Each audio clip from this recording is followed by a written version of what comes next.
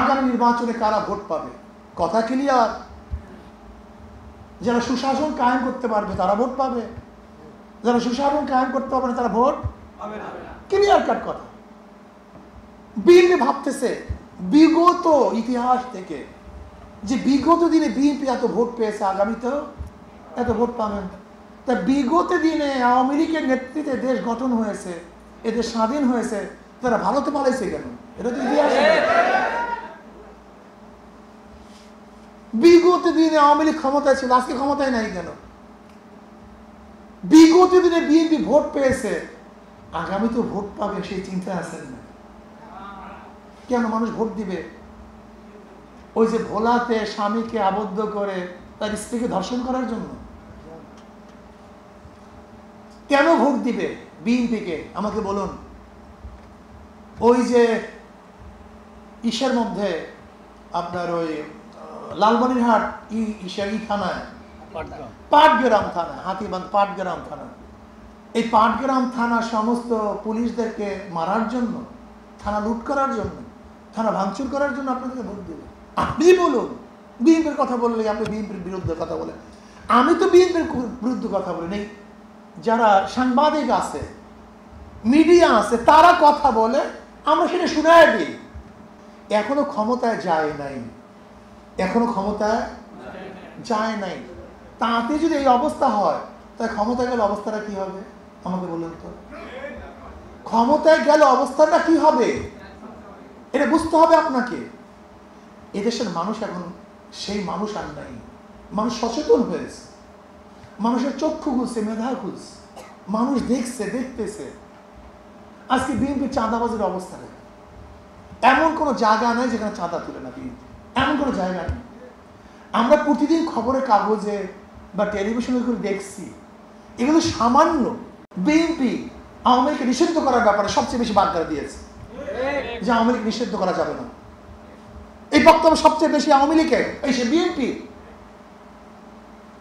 নির্বাচনে আনার জন্য, আওয়ামী লীগকে নির্বাচনে আনার জন্য, যেন আওয়ামী লীগ ইনক্লুসিভ নির্বাচন হয়, ইনক্লুসিভ নির্বাচন হওয়ার ব্যাপারে সবচেয়ে বেশি বক্তব্য কি দিছে বিএনপি।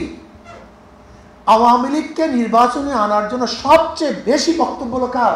বিএনপি। আওয়ামী লীগের সমস্ত সম্পত্তি দখল করছে কে? এস আলম গ্রুপের সমস্ত সম্পত্তি কার কাছে? এস আলমের সমস্ত গাড়ি কার কাছে? খুঁজে দেখুন, আমার খোঁজার দরকার নেই।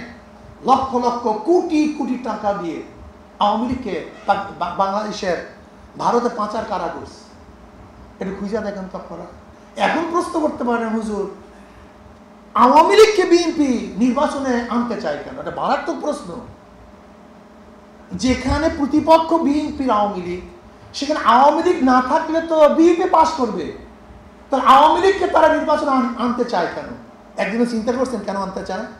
বলেন তো। আওয়ামী লীগ বিএনপি যখন নির্বাচনে অংশগ্রহণ করেছে, বিএনপি ভোট গ্রহণ করার জন্য তাদের বক্তব্যটা কি ছিল মনে আছে? আওয়ামী লীগ ঠেকাও, টুপি থাকবে না, দাড়ি থাকবে না, মসজিদ থাকবে না, মাদ্রাসা থাকবে না, ভারত হয়ে যাবে। বলতো এছাড়া বিএনপি ভোট নিয়ে আর কোনো বক্তব্য শুনছেন আজ পর্যন্ত? হ্যাঁ, 100 বক্তব্য দিতে পারে আওয়ামী লীগ, কেন ভোট তাদেরকে দিবেন 100? কিন্তু আমাকে একটা বক্তব্য শোনান যে এই বক্তব্যের কারণে বিএনপি ভোট নিবে। একটা বক্তব্য শোনান তো। যে বিএনপি 2001 থেকে 2005 পর্যন্ত ক্ষমতায় ছিল, 2006 পর্যন্ত, তারা 2008-এ ক্ষমতা আসতে পারে নাই কেন? বিপুল ভোটে হারছে কেন? এর কারণটা কি? যদি বলেন বিএনপিকে এই কারণে ভোট দিবে, একটা কারণ আপনি যৌক্তিক একটা কারণ উপস্থাপন করতে পারবেন না। যদি বলেন উন্নয়নের চেয়ে 1000 গুণ বেশি উন্নয়ন করছে আওয়ামী লীগ, 1000 গুণ বেশি। এরপর আওয়ামী লীগকে কেন মানুষ প্রত্যাখ্যান করছে? জুলুম, অত্যাচার, অবিচার, চাঁদাবাজি, গুন্ডামি, মাস্তানি, মানুষের অধিকার হরণ করা। আজও বিএনপি সেই কাজটাই করতেছে। বিএনপির হাজারো লিডারদের মুখেই বক্তব্য শুনেছি, আমার লিডারের মাজা ভেঙে দিয়েছে, তারপরে লিডার এখনো আছে, তার মাজা ভাঙছিল কেন? এই প্রশ্নের জবাব দিবেন।